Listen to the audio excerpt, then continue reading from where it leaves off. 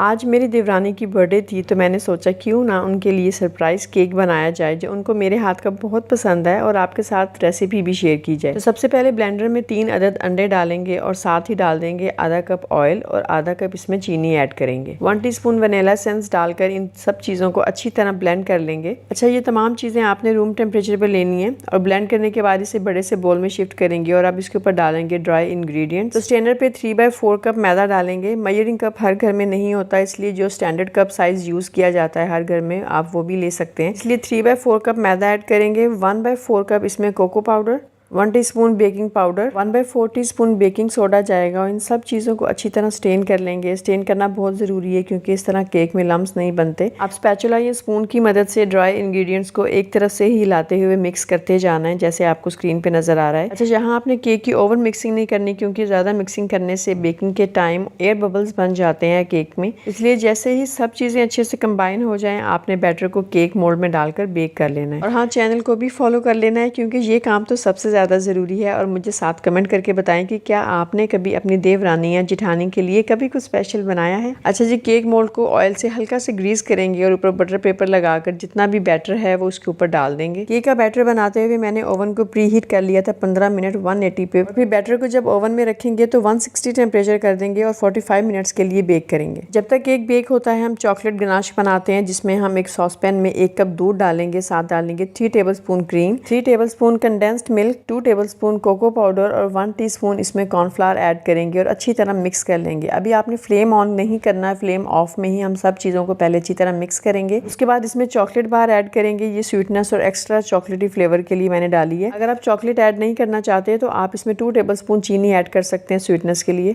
اچھا، اب medium flame پہ آپ نے اس کو مکس کرتے جانا ہے، لگاتار چمچ چلانا ہے کیونکہ اس میں ہم نے کارن فلاور ڈالا ہے، اس کی وجہ سے اگر ہم مکسنگ ساتھ ساتھ نہیں کریں گے تو لمس بن سکتے ہیں۔ بوائل آنے کے بعد ہارڈلی 1 سے 2 منٹ کے بعد چاکلیٹ گناش ریڈی ہو جائے گا اور آپ نے فلیم آف کر دینا ہے۔ یہ دیکھیں اس کی کنسسٹنسی جو ہے یہ اس طرح سے ہونی چاہیے بالکل۔ اوکے جی، کیک بیک ہو گیا۔ اب ہم اس کی اوپر والی لیئر تھوڑی سی اتار دیں گے کیونکہ اس کی ہمیں لاسٹ میں ضرورت پڑے گی، اور سرونگ پلیٹ میں پہلے گناش تھوڑا سا اسپریڈ کریں گے اور اس کے اوپر ڈی مولڈ کریں گے کیک کو۔ بٹر پیپر اتارنے کے بعد ووڈن اسٹک کی مدد سے کیک میں ڈھیر سارے ہول کر دیں اور پھر کیک کو ایکسٹرا اسپونجی اور جوسی بنانے کے لیے دودھ میں کافی مکس کر کے وہ اوپر لگائیں گے۔ یہ ٹوٹلی آپشنل ہے، اگر آپ نہیں کرنا چاہتے تو مت ڈالیں۔ اب اس کے اوپر چاکلیٹ گناش ڈالیں گے اور اچھی طرح اس کو اسپریڈ کر دیں گے۔ لاسٹ میں کیک کی ڈیکور کے لیے جو ہم نے لیئر اوپر سے اتاری تھی نا کیک کی، اس کے چنکس بنا کر وہ اوپر ڈال دیں گے۔ تو فائنلی ہمارا بہت ہی زبردست لک کے ساتھ چاکلیٹ گناش کیک ریڈی ہو گیا۔ میری دیورانی کا تو یہ فیوریٹ ہے، انہیں تو بہت پسند آیا اور ساتھ ہی ساتھ گھر والوں نے بھی بہت شوق سے کھایا۔ اگر آپ کے گھر میں بھی کسی اسپیشل کی برتھ ڈے ہے یا کوئی اوکیزن ہے تو یہ کیک آپ نے مسٹ ٹرائی کرنا ہے۔ میں نے تو اپنی دیورانی کے لیے سرپرائز کیک بنا کر انہیں خوش کر دیا ہے، اب آپ کی باری ہے۔ مسٹ ٹرائی دس ریسیپی، اور آپ کو ویڈیو اور ریسیپی کیسی لگی کمنٹ سیکشن میں ضرور بتائیں، اور جاتے جاتے ویڈیو کو لائک، شیئر اور ری پوسٹ بھی لازمی کریں۔